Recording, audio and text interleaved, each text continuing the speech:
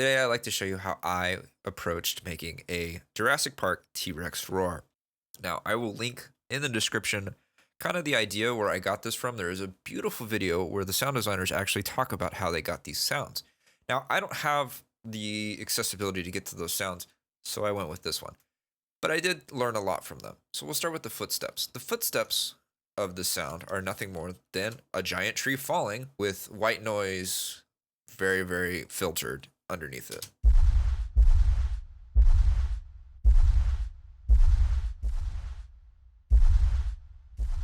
Now, something I want to point out here was that not every step was a giant step. That was a little one, right? It just made the grass shake a little bit. It didn't make the camera shake. So I wanted to make sure that that was heard. Next, from the footsteps, we go to more of the dinosaurs breathing. And what I used here was a whale's blowhole and some basic logic loop growls, lion growls.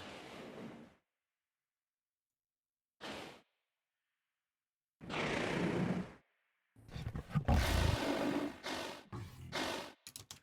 that was that. Something that I did use, though, is inside of Logic, there's this beautiful stretch or flex mode right here.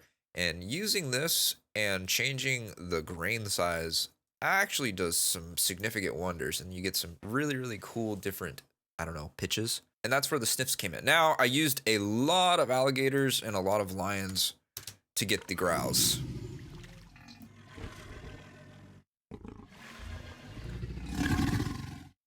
Something that Logic usually does is once in a blue moon, I'll just drag a sample in and it'll land exactly where it needs to. And that's where this beautiful one went.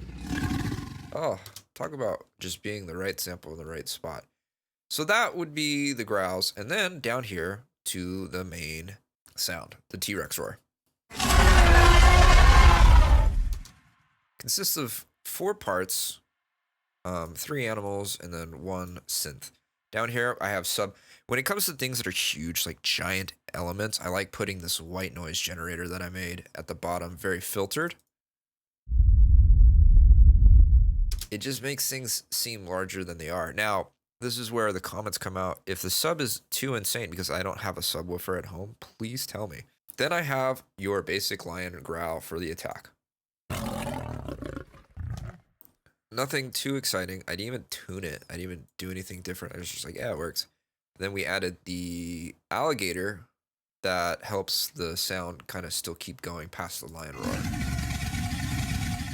Right, these are the same ones. I just faded them together.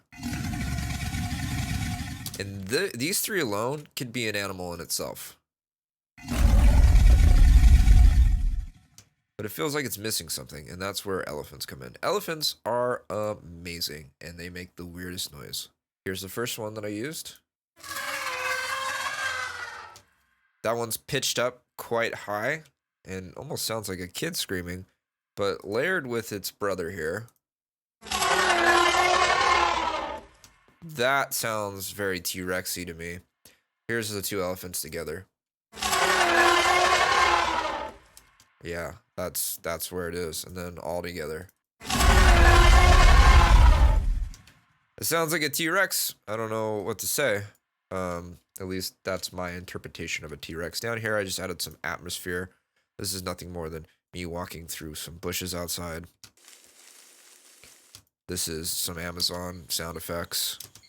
This is a door lock that's in Logic. It's a Logic loop. I just took some of the low end out. Right? Fits perfectly. You got your basic alarms. Nothing really crazy. And then all together, after a little bit of mixing, right? Not too much craziness here. Just some gain for mono, some EQ, a little bit of reverb. Here's the most EQ. This would be what the scream is. And then a little saturation just to give it some extra juice. And you've got yourself a T-Rex roar. This is just my interpretation of it. I'm not saying that this is correct, but this is what I would do if I was, well, hired as a sound designer.